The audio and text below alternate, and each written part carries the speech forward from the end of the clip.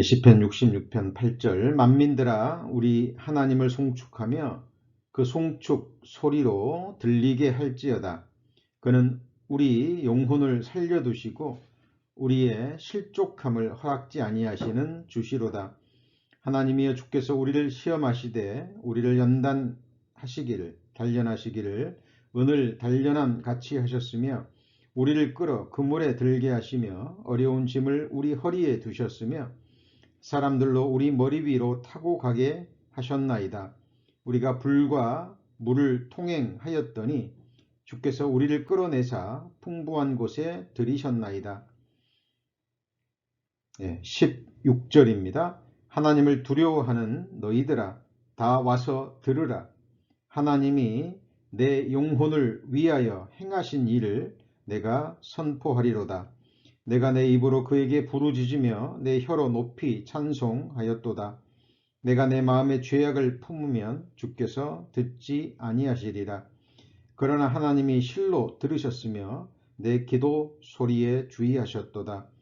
하나님을 찬송하리로다. 저가 내 기도를 물리치지 아니하시고 그 인자하심을 내게서 거두지도 아니하셨도다. 오늘은 시편 66편 강의 두 번째 시간입니다.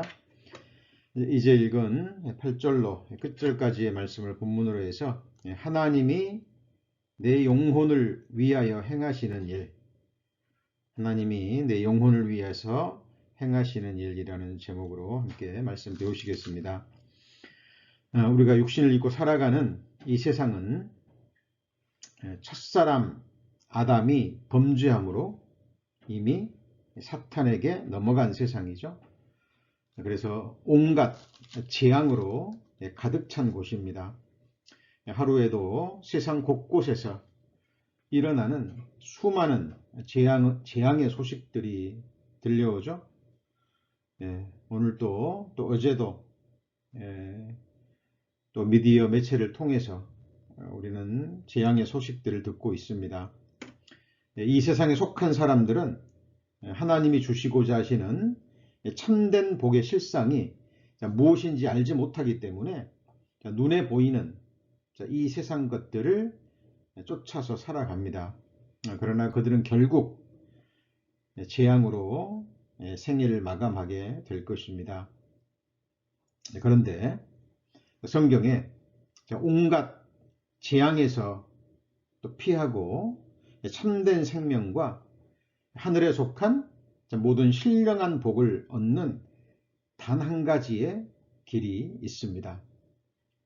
그것은 성경이 증거하는 여호와 하나님, 또 하나님이 보내신 독생자 예수 그리스도를 알고 믿으며 더 나아가 또 그 하나님을 경외하는 것입니다.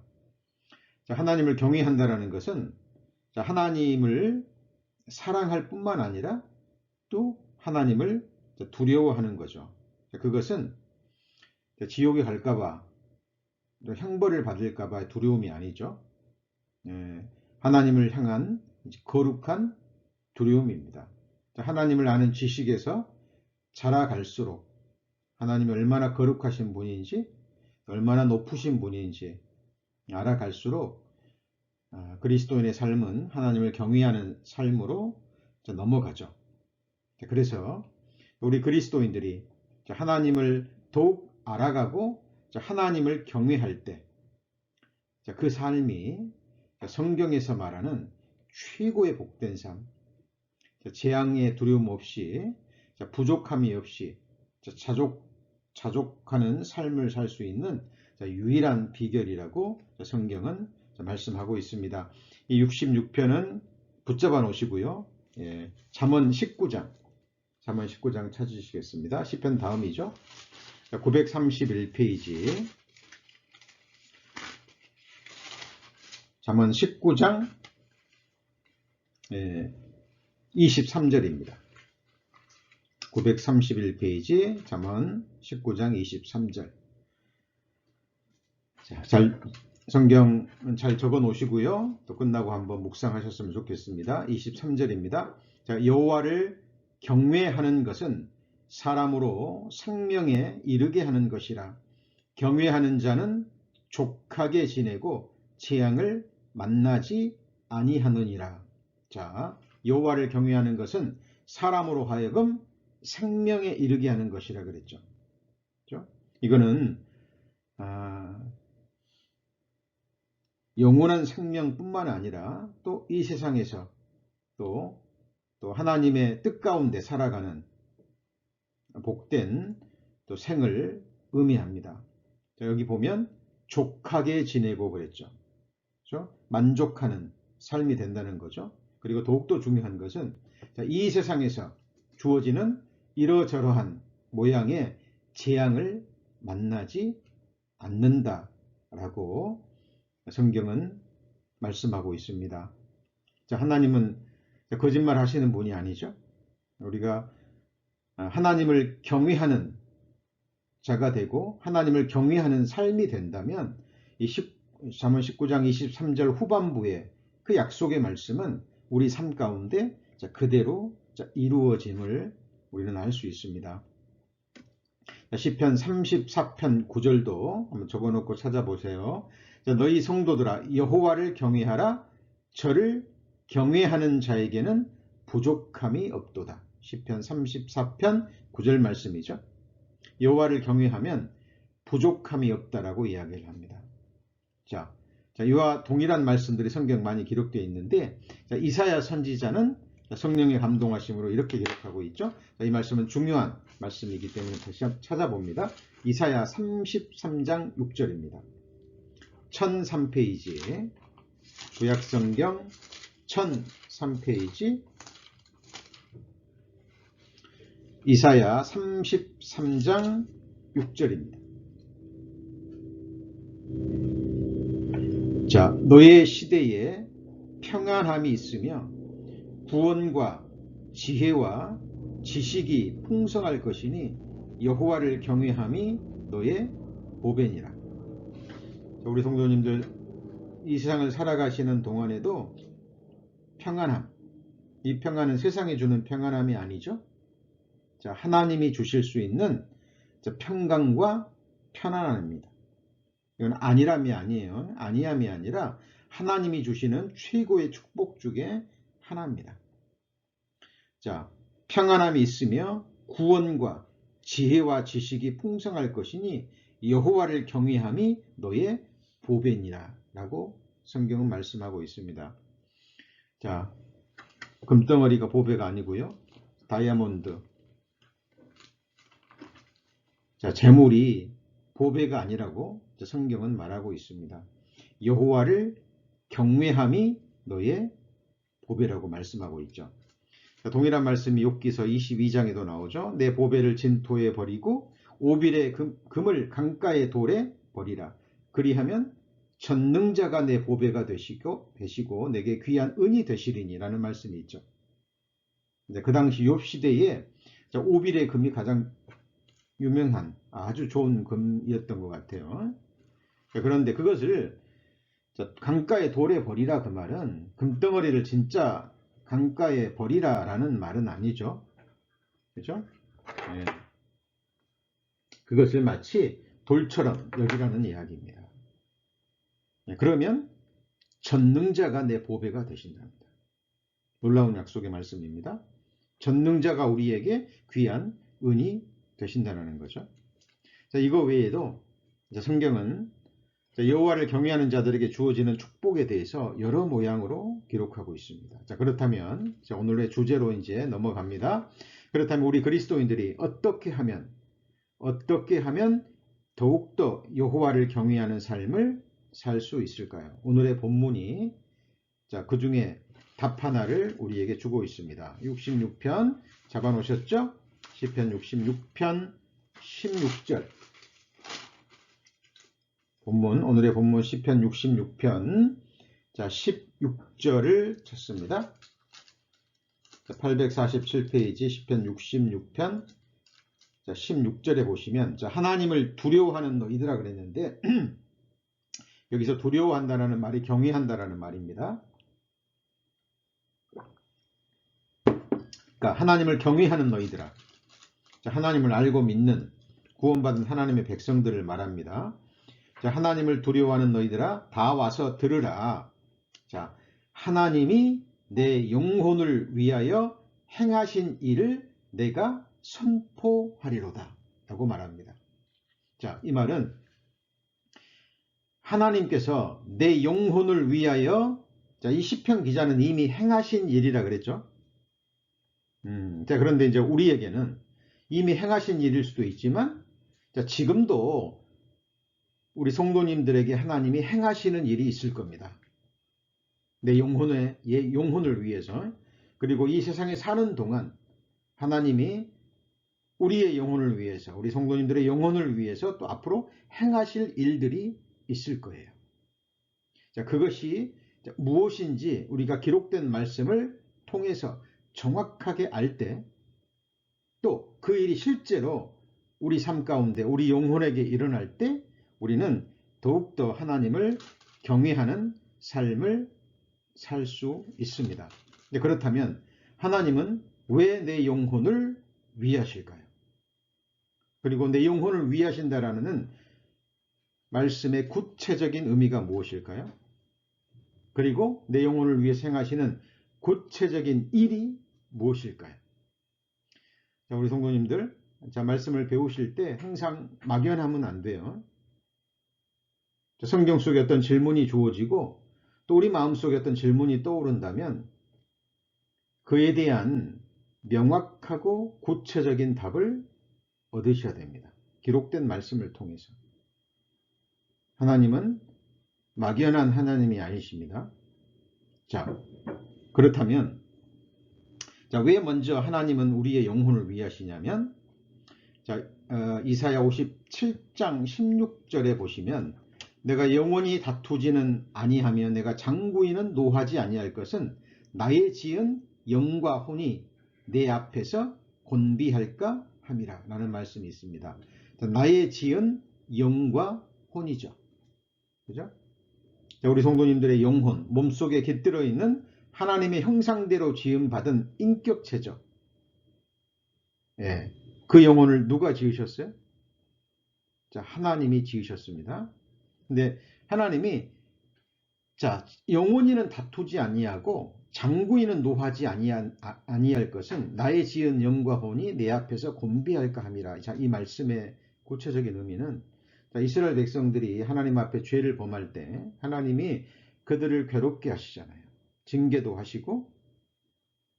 자, 근데 감당할 수 있을 만큼의 징계와 연단을 하십니다. 목적은 그들을 멸망시키는 것이 아니라 그들에게 주어지는 여러 모양의 연단과 또 징계와 단련의 모습들을 통해서 그들의 영혼을 위하시기 때문에 그래요. 그 영혼을 사랑하시기 때문에 그렇습니다. 자, 시편 95편 7절에 보면, 자, 우리는 그의 기르시는 백성이라는 말씀이 있습니다. 양육하신다라는 의미인데, 자, 물론 하나님은 우리 육체도 양육하시죠. 그렇죠? 어머니 모태에서 우리를 잉태케 하시고 뱃속에서 9달 10달을 자라게 하시고 또 성인이 될 때까지 우리의 몸도 기르십니다. 그러나 몸은 어느 정도 자라고 나면 그때부터는 또 퇴보하기 시작하죠. 늙어가기 시작하죠. 그래서 그러나 하나님은 우리의 몸만 기르시는 것이 아니라 더 중요한 것은 우리의 영혼을 기르십니다. 우리의 영혼을 양육하시는 거죠. 그죠? 자, 오늘 말씀의 제목이 무엇이었습니까? 하나님이 내 영혼을 위하여 행하시는 일 그랬죠. 그죠? 그것이 무엇인지 우리는 정확하게 알 때 더욱더 하나님을 경외하는 삶을 살 수 있다는 겁니다. 하나님 우리 안에 그리스도의 형상이 이룰 때까지 하나님은 계속해서 우리의 영혼을 위해서 일하십니다. 자, 하나님이 세우신 말씀의 법칙 중에 우선의 법칙이 있습니다. 하나님의 많은 말씀의 법칙이 있죠. 예. 간단하게 얘기하면 믿음의 법칙이 있죠. 그죠? 믿은 대로 됩니다. 그리고 심음과 거둠의 법칙이 있죠. 그렇죠? 그리고 생각의 법칙이 있습니다. 육신의 생각은 사망이요 영의 생각은 생명과 평안이라 그랬죠. 또 바라봄의 법칙이 있습니다. 그런데 오늘 주제와 연관되는 말씀은 우선의 법칙이에요. 대표적인 게 뭐가 있습니까? 너희는 먼저 그 나라와 그 의를 구하라. 그리하면 모든 것을 더하시리라 라는 약속의 말씀이죠. 이것은 세상 사람들에게는 해당되지 않는 말씀입니다. 그리스도인들에게는 반드시 해당되는 말씀이에요. 그러니까 말씀의 법칙은 하나님도 어찌할 수 없어요. 반드시 그렇게 됩니다. 우리가 그리스도인이라면 하나님의 사람이라면 그 말씀을 넘어설 수가 없죠.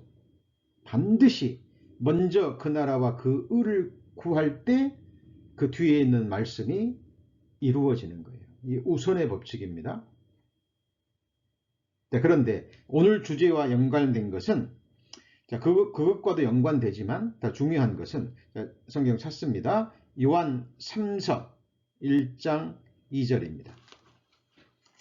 요한계시록 앞에 유다서고 유다서 앞에 요한 3서죠. 396페이지 신약성경 396페이지 유다서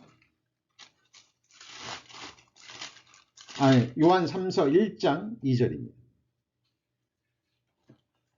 요한 3서 1장 2절 요한 3서 1장 2절 이 말씀은 꼭 기록해 두셨다가 꼭 다시 묵상하시고 암송하시기 바랍니다. 사랑하는 자여 내 영혼이 잘됨 같이 내가 범사에 잘되고 강건하기를 내가 간구하노라.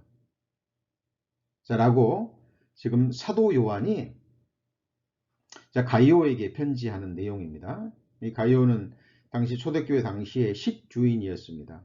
식주인. 식주인이 뭔지 아시죠? 오늘날로 말하면 이제 주방을 책임지고 있는 교회의 성도들의 먹을 것을 책임졌던 음식으로 섬겼던 가이오와라는 사람에게 사도 요한이 이제 보내는 편지 중에 사랑하는 자여 내 영혼이 잘됨 같이 그랬죠. 그렇죠? 그리고 내가 범사에 잘되고 강건하기를 내가 간구하노라. 여기서 가장 중요한 게 무엇입니까? 영혼이 잘됨 같이. 우리 성도님들이 범사에 잘되기를 원하신다면 그리고 영육 간에 정말 강건하고 복된 삶을 살기를 원하신다면 가장 먼저 신경 써야 될 부분이 무엇일까요? 내 영혼이 잘됨 같이. 하나님 보실 때 내 영혼이 잘돼야 돼요. 그렇죠? 내 영적인 삶이죠. 이거는 먼저 그 나라와 그를 구한다라는 말씀과도 연관이 되지만 더 구체적인 것을 이야기하는 겁니다. 우리가 가장 먼저 우리의 영혼의 부분, 보이지 않는 우리의 내적인 이 부분에 우리가 마음을 쓰지 않으면 그 부분이 하나님 앞에서 잘 되지 않으면 뒤의 부분, 범사에 잘 되고 강건한다라는 것은 이루어지지 않는 겁니다. 우리가 범사에 잘 되고 또 강건한 삶을 원한다면 영혼이 하나님 앞에 잘 돼야 됩니다. 그렇다면 영혼이 잘 된다라는 것은 영혼이 여기 그랬잖아요. 내 영혼이 잘됨 같이 그랬죠. 그렇다면 영혼이 잘 된다는 것은 또 구체적으로 무엇을 의미할까요? 예를 찾아봅니다. 욥기서 27장. 욥기서 27장 1절입니다. 785페이지. 욥기서 27장 1절입니다. 욥기서 27장 1절. 욥이 또 비사를 들어 가로되, 자, 비사 좀 어려운 말이죠. 이게 이 원어적인 의미로는, 자, 이게 담론이라는 말씀도 있고요. 풍자, 비유, 속담, 격언, 비유담, 그런 의미입니다. 그래서 27장 전체가 뒤에 보면 특히 이제 비유의 담, 이제 풍자로 이제 뒷부분에 많이 나오는 이제 내용입니다. 자, 그래서 욥이 비사를 들어 가로되 2절입니다. 나의 의를 빼앗으신 하나님, 나의 영혼을 어떻게 하셨다고요? 괴롭게 하신 전능자의 사심을 가리켜 맹세하노니 그랬죠. 자, 지금 욥이 지금 욥기서 27장은 자신의 의를 주장하는 욥의 모습입니다. 욥은 실제로 의로운 삶을 살았어요.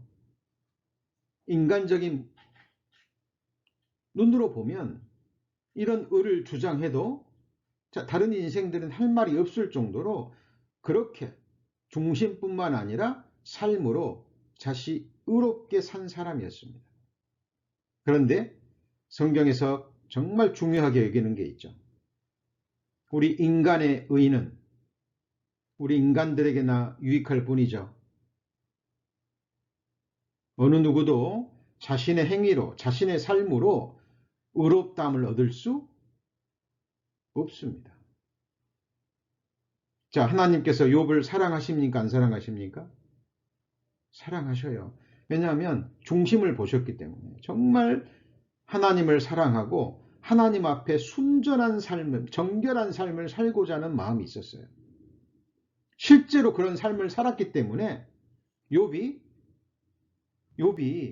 정말 다른 사람 앞에서도 그런 삶을 살았다는 거죠. 근데 욥의 이 속에 감추어져 있는 자기의, 하나님만 아는 자기 영적인 교만함이 드러났죠. 갑자기 자기에게 고난이 주어지고 정말 절친했던 영적인 새 친구가 와서 자기를 비난하고 힐난하고 독한 화살을 쏘아댈 때 그것을 방어하면서 자기 의를 드러냅니다. 근데 그 의를 누가 빼앗으셨어요? 하나님이 빼앗으셨습니다. 그리고 영혼을 괴롭게 하셨다 그랬죠. 자, 하나님이 욥의 영혼을 괴롭게 하셨습니다.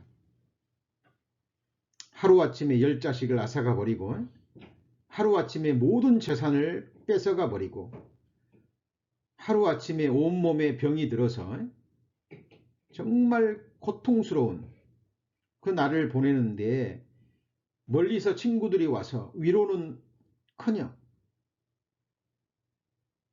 욥기서 우리 과거에 수요 강의 시간에 자세히 배웠죠. 예, 7일 동안 와서 아무 말을 못합니다. 기가 막히거든요. 욥의 모습이 기가 막힙니다. 그러니까 어떻게 위로할 수도 없는 거예요. 그런데 그 세 친구가 7일 동안 가만히 생각하더니 결론을 내리죠. 욥이 이렇게 된 것은 분명히 죄 때문이다. 그리고 욥을 비난하기 시작합니다. 그때 욥은 숨겨져 있던 자기 영적 교만이 터져 나옵니다. 하나님 일부러 드러내신 거죠. 그러시는 가운데 하나님이 욥의 의를 빼앗으시고 욥의 영혼을 괴롭게 하셨어요. 한 가지 여쭤보죠. 하나님이 욥을 미워했습니까? 아니죠. 하나님은 욥을 누구보다도 사랑하셨습니다.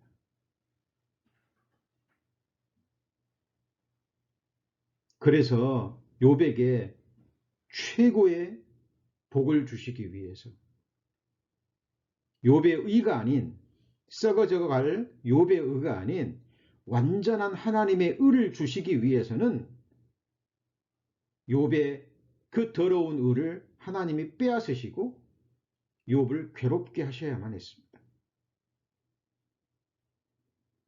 그것이 하나님이 욥을 사랑하시기 때문에 욥의 영혼을 위해서 행하신 일입니다.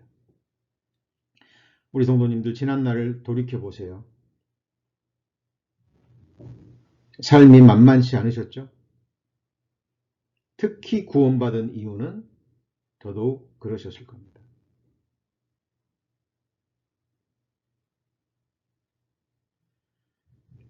이제 고난의 정도는 차이가 있을 수 있어요. 그러나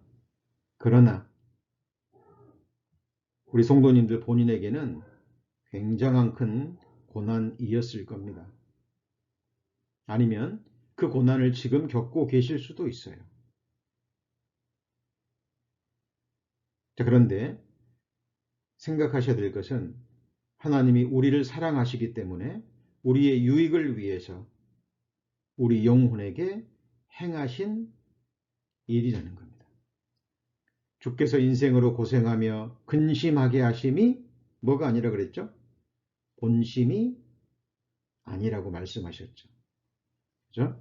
자, 보세요. 이 욥뿐만이 아니라 구약 성경이나 신약 성경의 모든 하나님의 사람들이 공통적인 고백입니다. 고백. 자, 욥은 이렇게 고백했잖아요. 하나님이 자기 의를 빼앗으셨고 내 영혼을 괴롭게 하셨다 그랬죠. 그죠? 자, 시편 찾아봅니다. 시편 119편 75절입니다. 너무나 유명한 말씀이죠. 시편 119편 75절. 꼭 기록해 놓으셨다가 암송하시기 바랍니다. 시편 119편 75절입니다. 시편 119편 75절. 여호와여 내가 알거니와 나를 괴롭게 하심은 그 다음에 뭐라고 그랬습니까? 성실하심으로 말미암음입니다. 시편 기자도 동일하게 이 사실을 깨닫습니다. 주께서 나를 괴롭게 하시면 하나님이 판단하시는 일은 정확하죠. 그죠? 주의 판단은 의로우시고 주께서 나를 괴롭게 하시면 성실하심으로 말미암음이니이다. 여러분 인생은요. 고난이 없으면 어때요? 하나님 찾을까요? 안 찾을까요? 사사기서가 증거하죠. 우리 성도님들 사사기서 읽으면 그리스도인이라면 누구든지 깨닫는 게 있죠. 똑같은 일이 계속 반복되죠. 하나님이 몇십 년 동안 평안을 주시잖아요. 이민족의 침략 없이 평안과 안위함을 주시면 반드시 타락하죠. 하나님 잊어버립니다. 육신적인 삶에 젖어가지고 죄 속에 살아버립니다. 하나님이 참고 참으시다가 이민족을 들어서 괴롭게 하시죠. 침략합니다. 재물을 빼앗고 사랑하는 사람들이 죽어나가고 그제서야 백성들은 하나님 앞에 또 엎드리죠. 살려달라고. 우리가 죄를 범했다고. 그러면 또 하나님은 사사를 보내주셔가지고 또 구원해 주시죠. 그러면 이제 정신 차리고 하나님을 두려워하는 가운데 하나님을 섬기면서 복을 더하는 삶을 살아야 되는데 또 시간이 지나면서 잊어버립니다. 과거에 자기의 민족들이 당했던 그 비참한 고난과 고통들을 또 잊어버리죠. 예. 사사기서는 그렇게 350년을 보냅니다. 사사기서 처음이 어떻게 시작되는 줄 아시죠? 하나님께 물어봅니다. 기도하고 물어보고 근데 마지막에는요. 왕이 없으므로 각자 자기 옳은 대로 살아버립니다. 그런데 그것이 우리의 모습이라는 거죠. 우리는 잘 몰라요. 우리는. 근데 하나님은 우리의 영혼의 상태를 너무 잘 알거든요. 제 말씀 안에서 깨어 기도하고 있는지 천국의 것을 소망하고 있는지, 정말 주님 다시 오시는 그날을 사모하면서 준비하고 있는지. 그래서 하나님은 우리의 영육간의 상태를 너무 잘 아시기 때문에 우리의 영혼을 위해서 때를 따라 이러저러한 모양의 고난도 주십니다. 그것이 때로는 재물을 앗아가시는 것일 수도 있고, 어떤 모든 일이 또 어그러지는 경우도 있고요. 또 우리 몸이 또 아플 수도 있고, 여러 가지 모양의 것들이 우리에게 주어짐을 성경은 말씀하고 계십니다. 예레미야 10장 18절입니다. 예레미야 10장 18절. 예레미야 10장 18절.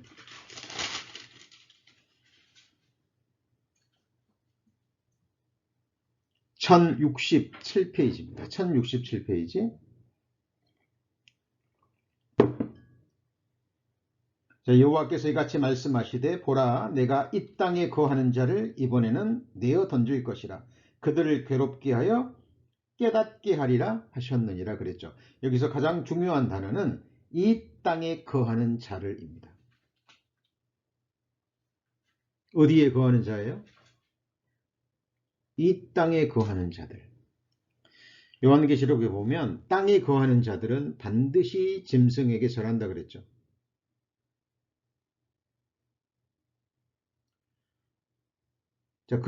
그들의 시선은, 소망은 땅에 있는 거예요. 골로새서 보면 땅의 것을 생각지 마라 그랬죠. 우리 성도님들은 땅에 속한 자입니까? 하늘에 속한 자입니까? 하늘에 속한 사람들이에요. 이 세상에는 이방인이요 나그네요 지나가는 행인입니다. 잠시 거쳐가는 거예요. 그런데 이 땅에만 시선이 머물러 있는 거죠. 이 땅에만 소망이 있는 거예요. 잠시 후면 하나님의 심판의 불에 타버릴 이 세상 것에 마음이 두고 있기 때문에 이 땅에 마음이 빼앗긴 자들 하나님이 괴롭게 하십니다.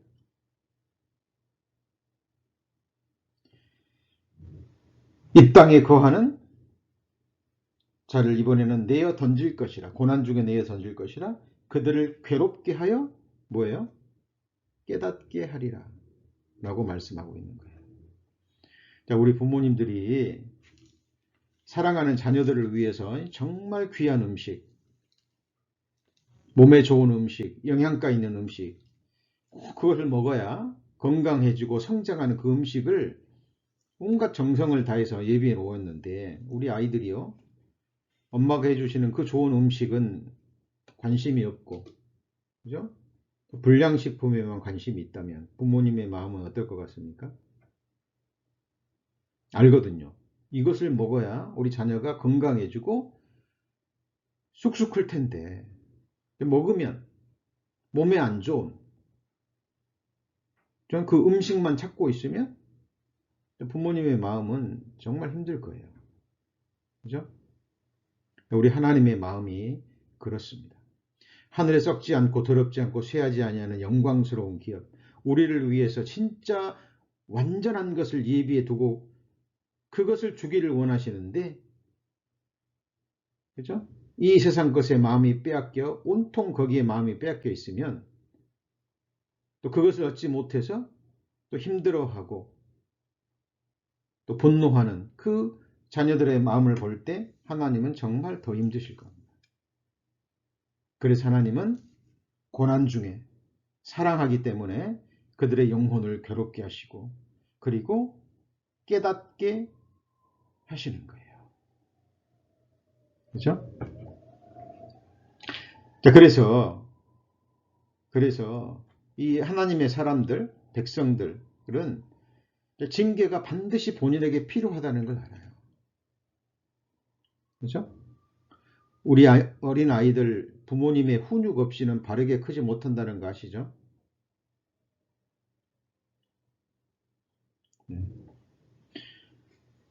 우리 아이들이요. 이제 부모님이 자기들이 원하는 좋은 것만 사줄 때만 부모님을 좋아하고, 그죠? 자기를 훈육하고 책망하고 꾸짖고 할 때는 좀 미워해버린다면, 물론 어릴 때는 그럴 수 있습니다만은 이제 성장하면 다 알아요. 정상적인 부모님 밑에서 그런 삶을 산 자녀들은 이제 성장하면서 부모님의 마음을 알죠. 그죠? 그리고 자기를 훈육할 때, 매를 들 때에, 꾸지람할 때 부모님의 마음이 더 아프다라는 것을 알아갑니다. 마찬가지로 우리 구원받은 그리스도인들도 성장하면서 자기의 체질을 알고 자기의 기질을 알 때 우리에게 이런 삶이, 이런 하나님의 모습,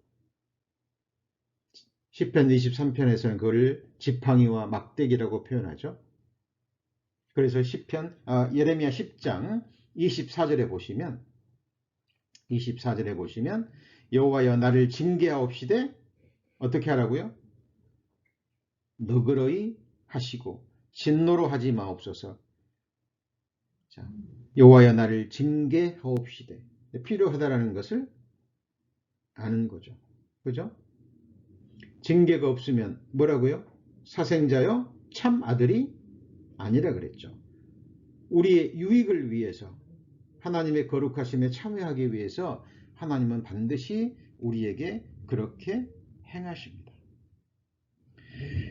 그래서 이 괴롭게 하시는 모습에는, 괴롭게 하신다라는 건 다른 말로요, 고난을 주시고 연단하신다는 의미입니다. 연단. 그죠? 그리고 연단은 꼭 징계 연단만 있는 게 아니에요. 아시죠? 예. 우리가 바른 길을 걷고 있을 때, 하나님을 기쁘시게 할 때도 이 고난과 연단은 주어집니다. 그거는 최고 수준의 연단이고 고난이죠. 그건 영광을 위한 고난이라고 보시면 됩니다. 그래서 이 고난의 모습이요, 여러 가지로 나타납니다. 이제 첫 번째는 인간 관계 속에서 어떤 괴로움을 주셔요. 이것이 가정일 수도 있고, 직장일 수도 있고, 교회일 수도 있고. 자, 사무엘하 7장에 보면 인생 막대기와 사람 채찍이라는 말이 있죠. 뭘로 치시는 거예요? 사람 막대기와 인생 채찍으로 우리를 연단하시는 겁니다. 자, 철이 철을 날카롭게 하는 것처럼 친구가 친구의 얼굴을 빛나게 한다는 말이 있죠. 그렇죠? 철이 철을 날카롭게 하죠. 그래서 친구가 친구를 빛나게 한다는 건 뭐예요? 친구는 서로 사귐이 있잖아요. 사귐과 교제와 이런 모습들을 통해서 서로를 연단하는 거죠. 하나님이 서로를 도구로 사용하셔서 우리의 얼굴을 빛나게 하시는 거죠. 자, 그리고 또 하나님의 괴롭게 하실 때의 모습이 소중한 것을 또 빼앗아 가시기도 하십니다. 욥에게 있어서 그랬죠. 욥 10자식이 얼마나 귀했을까요? 욥이 어떤 자녀들이 잔치를 하면 욥기서에 나오죠. 시 잔치하다가 죄 지었을까봐 자식들을 불러다가 하나님 앞에 번제를 드리고 했던 그 욥의 모습. 그런데 그 귀한 자녀들을 하나님이 하루아침에 빼앗아가 버렸죠. 그렇죠? 그것이 자녀일 수도 있고 재물일 수도 있고 건강일 수도 있고 자기 명예일 수도 있고 자기 의일 수도 있습니다. 조금 전에 배웠죠. 하나님은 욥의 무엇을 앗아갔어요? 욥의 의로움. 앗아가 버렸습니다. 자, 그리고 또는 원하는 것을 얻지 못할 때 또 우리 인간은 또 괴로움을 느낍니다. 자, 그래서 시편 67편 넘어갑니다. 시편 67편. 시편 66편이죠. 66편. 자, 시편 66편 16절입니다. 16절. 자, 하나님을 두려워하는 너희들아 다 와서 들으라. 하나님이 내 영혼을 위하여 행하신 일을 내가 선포하리로다 그랬는데, 자, 그에 대한 구체적인 것이, 자, 9절입니다. 9절. 9절입니다. 9절. 그는 우리의 영혼을 살려두시고, 잘 들으셔야 됩니다. 이제 오늘 가장 중요한 레슨으로 넘어갑니다. 우리 영혼을 살려두시고 우리의 실족함을 허락지 아니하시는 주로다. 그랬죠? 자, 우리의 영혼을 살리시기 위해서, 그리고 우리를 실족치 않게 하기 위해서 우리의 영혼을 위해서 행하시는 일이 10절, 11절, 12절이에요.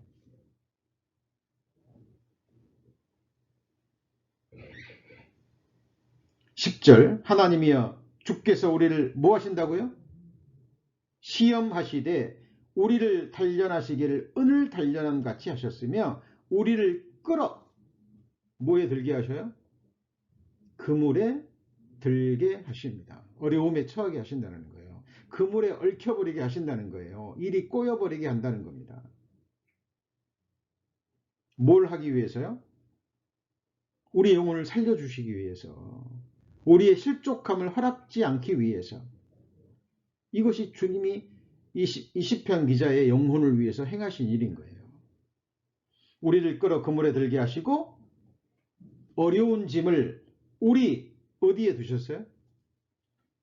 허리에 두셨답니다. 이거는 우리 육신의 허리를 말하는 게 아니죠. 한번 같이 보실까요? 삶의 허리. 여러분, 이 허리에다가 무거운 것을 올려놓으면 얼마나 힘들겠어요.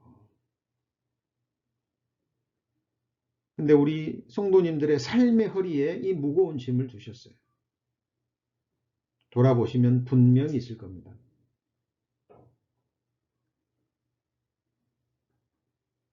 모양은 다르고 무게는 다를 수 있습니다. 예. 성경은 진리이기 때문에 있을 겁니다. 허리에 짐을 두셨어요. 그래야 하나님 의지하거든요. 내 허리의 힘으로는 이 짐을 칠 수 없기 때문에, 너무 무겁기 때문에 이 사람들은 이제 하나님을 찾겠죠. 예. 그 다음에 12절입니다. 사람들로 우리 머리 위로 타고 가게 하셨나이다 그랬어요. 이 말이 무슨 말이죠? 사람들이 우리 성도님들의 머리를 밟고 지나간다는 거예요. 이게 낮추시는 모습입니다. 뭐 하시는 모습이라고요? 낮추시는 모습이에요. 얼마나 힘들까요? 얼마나 모멸감을 느낄까요?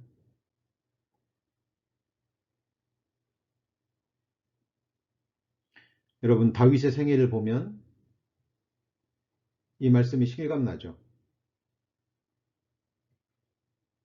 다윗이 범한 죄 때문에 자기 아들이 자기의 머리를 밟고 지나갔죠. 맞습니까? 자기의 신하들이, 자기의 백성들이 자기를 배반하고 왕인 다윗의 머리를 밟고 지나갔죠.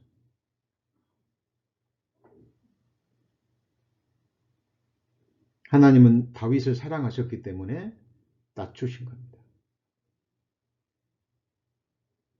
왕이지만, 그 많은 권세를 가지고 있었지만 그것들이 하나님 앞에서는 아무것도 아니라는 걸 깨닫게 하기 위해서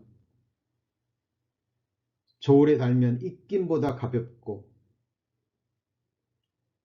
자기 자신은 지극히 작은 자라는 걸 깨닫게 하기 위해서 하나님은 다윗을 높이시기도 하셨지만 다윗을 이렇게 낮추시기도 하셨습니다. 예. 예, 저도 잘 몰랐습니다. 그러나 이런 일들을 겪고 당할 때, 그죠? 너무 아프죠? 힘듭니다. 그러나 돌아보면, 시간이 지나고 보면 그것은 하나님이 내 영혼을 위해서 하나님이 행하신 일입니다.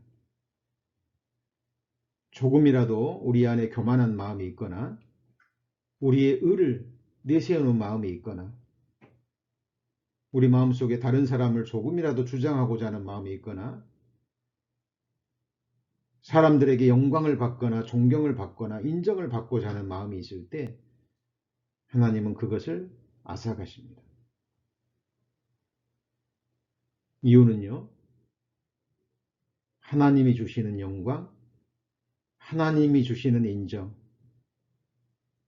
하나님이 주시고자 하시는 그 하늘의 것을 주시기 위함이에요.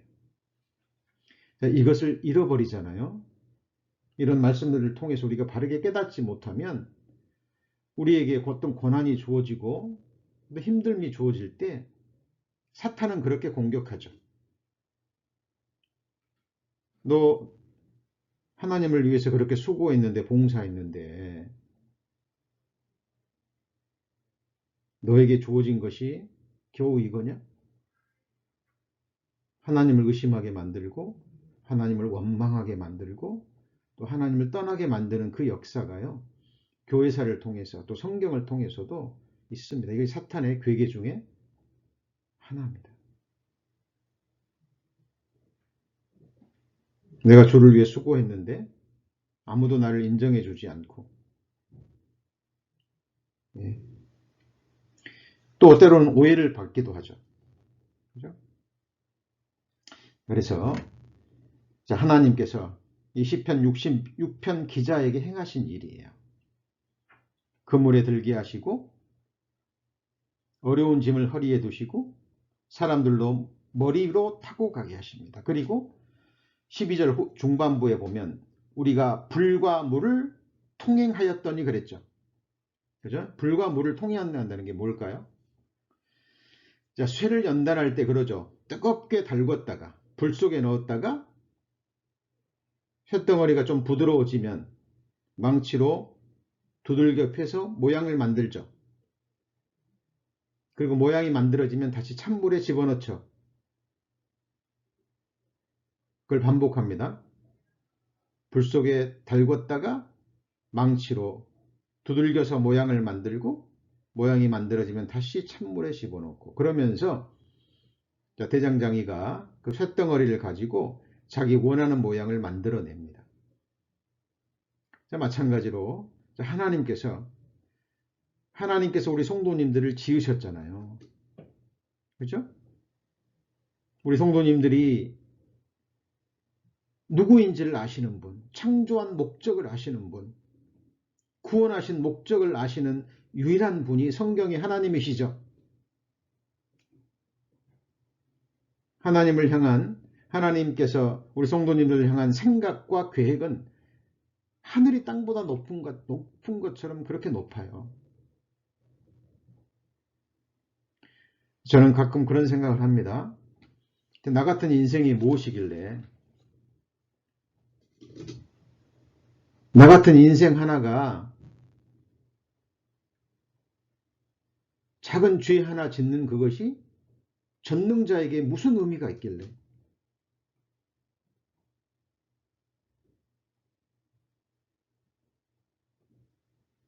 그 죄를 위해서 독생자를 십자가에서 그렇게 죽이셨을까요?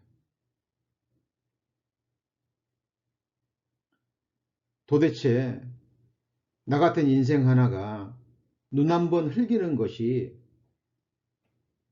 그 죄가 무슨 의미가 있길래 하나님은 그토록 그 죄를 무섭게 다루실까요?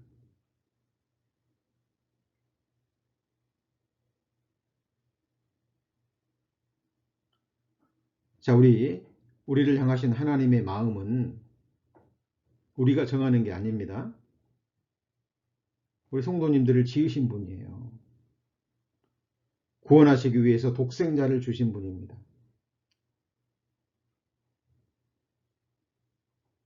그 하나님이 우리의 영혼을 위해서 행하시는 일은 너무 놀랍습니다. 그냥 단순히 천국에 데려가시기 위해서 우리를 위해서 죽으시고 그냥 하나님은 아무 일도 행하시지 않는 분이 아니에요.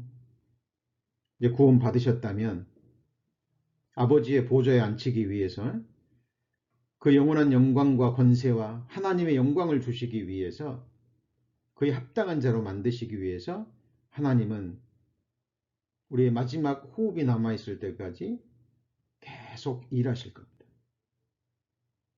계속 역사하실 거예요. 나는 너희를 거룩하게 하는 여호와니라 그랬죠. 우리의 시선이, 우리의 소망이 조금이라도 땅에 남아있다면, 그죠? 하나님 그걸 허락지 않으실 겁니다. 믿음이 연약할 때는, 하나님을 잘 모를 때는 하나님이 또 그렇게 다루시지만 이제 연수가 지나가고 또 하나님의 말씀을 배워가면 배워갈수록 우리는 하나님 앞에 거룩한 두려움을 갖게 됩니다.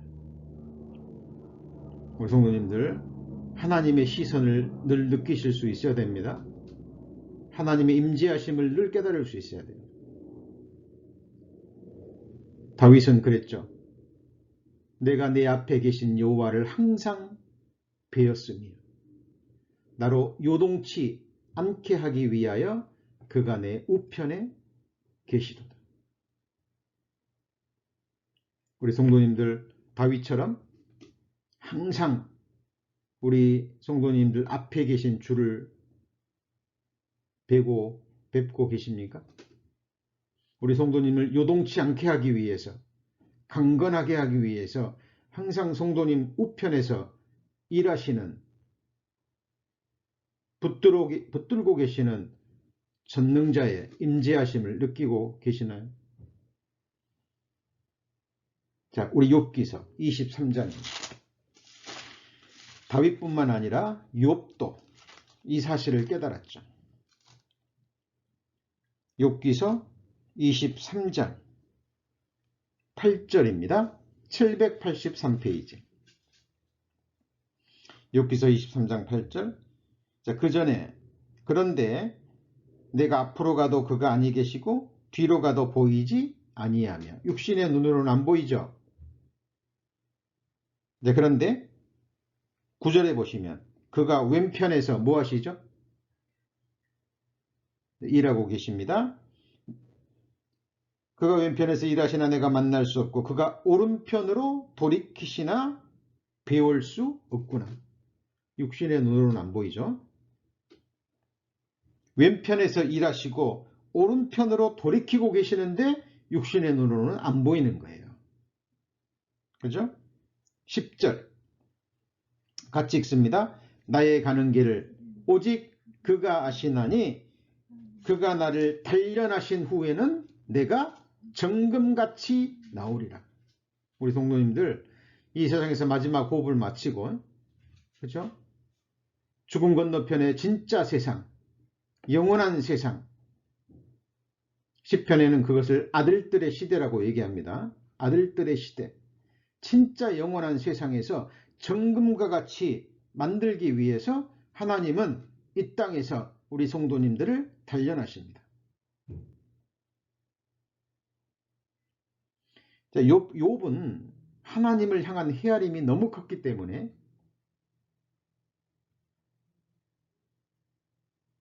구약 성경의 3대 의인이 누구죠? 욥, 다니엘, 노아. 그죠? 예. 맨날 들으셔도 까먹으시죠? 욥, 다니엘, 노아. 이 세 사람. 구약시대에 믿음의 선진들이 얼마나 많습니까? 그죠? 그 중에 세 사람 중에 들어가는 욥이에요. 욥은 감당할 수 있기 때문에 주신 거예요. 우리 욥기서 읽으면서 막 두려워하시거나 막 그러시면 안 돼요. 예. 욥 같은 믿음은 하나님이 아무에게나 주시는 것이 아니기 때문에 그렇습니다. 예. 믿음의 분량만큼, 그죠? 하나님이 믿음의 분량만큼 주십니다. 그러나 당사자는 힘들어요. 다 힘듭니다. 그러나 나를 연단하시는 것은 하나님의 사랑입니다. 사랑. 그죠? 그리고 무엇을 연단하시냐면 우리의 마음을 연단하셔요. 잠언 17장 3절입니다.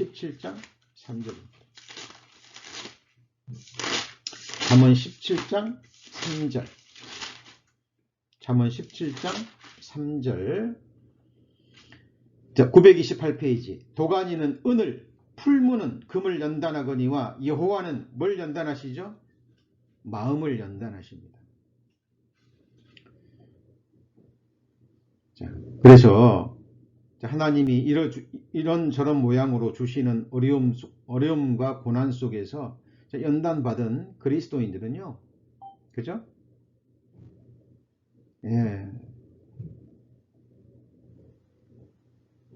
그 연단을 받고 나면 담대해집니다. 그죠?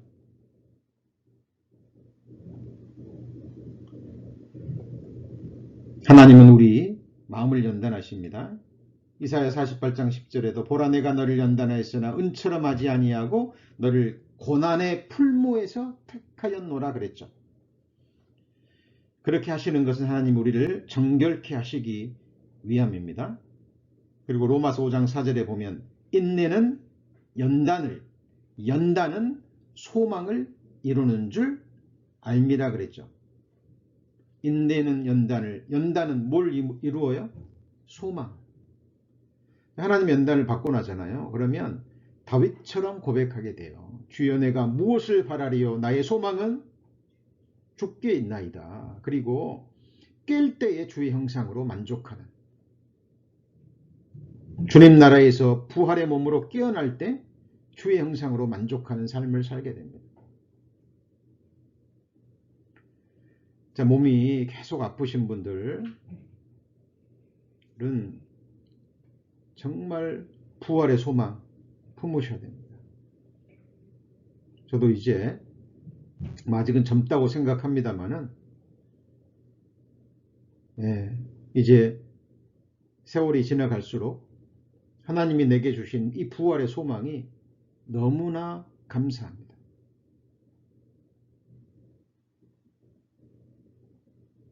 다시는 늙지도 않고 상하지도 않고 죽지도 않고 다시는 죄악을 지을 가능성도 없는 하늘에 속한 신령한 몸으로 내가 변화된다는 것, 하나님이 주신 약속의 말씀이죠. 그날 그 순간은 반드시 돌아올 겁니다. 자, 그래서 우리가 하나님 앞에 이러저러한 모양의 어떤 어려움과 고난과 역경을 당할 수 있습니다. 때로는 어떤 것은 하나님의 마음을 알 수도 있지만 어떤 것은 전혀 헤아리지 못할 때도 있어요. 그럴 때일수록 더욱더 하나님 앞에 참아 기다리시는 삶이 필요합니다. 하나님께서 악인들은요, 하나님은 모든 것을 아시잖아요. 그래서 하나님의 행하시는 일에는 전혀 관심이 없는 사람들이 있죠. 그죠? 하나님의 행하시는 일에 대해서는 아무런 관심이 없는 사람도 있습니다. 이사야 5장 12절에 보면 그들의 연회에는 수금과 비파와 소고와 저와 포도주를 갖추었어도 여호와의 행하심을 관심치 아니하며 그의 손으로 하신 일을 생각지 아니하시는도다 그랬죠. 그러니까 자기들을 즐거움과 쾌락을 위해서는 모든 것을 갖추고 행하지만 여호와의 행하심을 관심치 아니하죠. 그의 손으로 하신 일을 생각지 아니하는 사람들이 있죠. 자, 이런 사람들은요, 어떤 사람들에게는 하나님이 고난 자체를 허락하지 않는 수도 있어요. 욥기서에 보면 그죠? 죽을 때까지 기운이 충실한 사람들이 있죠. 그러나 그들은 어때요? 경각간의 음부에 떨어지죠. 경각간의 음부에 떨어집니다. 하나님 앞에 하나님과 관계없는 그 인생들이 자기들의 어떤 유익을 위해서 행할 때 하나님은 한순간에 그것들을 또 앗아가시기도 하시죠. 그죠? 그래서 그런 사람들은 겉으로 볼 때는 잠깐 흥하는 것 같지만 결국은 영원한 흑암으로 돌아갑니다. 그러나 우리 그리스도인들은 자, 하나님의 늘 간섭이 있잖아요. 그죠? 하나님의 징책이 있고 징계가 있고 연단이 있고 우리에게서 눈을 돌이키지 않잖아요. 그러니까 우리는 항상 하나님 앞에 그 하나님의 시선을 느끼면서 매일 매 순간을 살아갑니다. 그러나 그것이 세상 사람들의 눈에 볼 때는 얽매인 삶 같지만 하나님 보실 때는 진정한 자유함, 영원한 자유함을 주시기 위한 하나님의 일하심이라는 거예요. 주는 영이시니 주의 영이 계신 곳에는 뭐가 있죠? 자유함이 있는 겁니다. 진리를 알지니 진리가 너희를 자유케 할 겁니다. 자, 오늘 시편 66편 강의 마지막 시간으로 하나님이 내 영혼을 위해서 행하시는 일이라는 제목으로 말씀을 배웠습니다. 오늘 선포됐던 말씀들 다시 한번 찾아가시면서 묵상하시고 또 중요한 말씀들은 마음에 또 새기시고요. 또 암송하시고 그리고 우리 가운데 살아계셔서 역사하시고 일하시는 주님을 실제로 체험하는 우리 성도님들 되시기를 축원합니다. 기도하시겠습니다. 하나님 감사합니다. 저를 구원하여 주시고 늘 소망 가운데 살게 하심을 감사합니다. 오늘 시편 66편 후반부 말씀으로 또 하나님이 내 영혼을 위해서 행하시는 일이라는 제목으로 말씀을 배웠습니다. 내 영혼이 잘됨같이 내가 범사에 잘되고 강건하기를 원하노라. 사도 바울의 입술을 통해서 주셨던 사도 요한의 입술을 통해서 주셨던 그 말씀 또 우리 마음에 새기기를 원합니다. 하나님께서 우리 영혼을 사랑하시기에 우리 영혼의 유익을 위해서 행하시는 일을 우리가 깨닫고 또 그 일을 또 우리가 볼 때 낭망하고 또 불평하고 원망하는 것이 아니라 오히려 주께 감사와 영광과 찬송을 드리는 오늘 시편 66편의 기자와 같은 믿음을 우리에게 주시기를 이 시간 간구드립니다. 오늘 함께 주신 주님께만 모든 감사를 드립니다. 또 평안한 밤 허락하여 주시고 또 우리 다시 기쁨으로 만날 때까지 하나님 우리 성도님들의 마음과 삶을 눈동자처럼 지켜주시고 인도하여 주옵소서. 우리 구주 예수 그리스도의 이름으로 기도합니다. 아멘.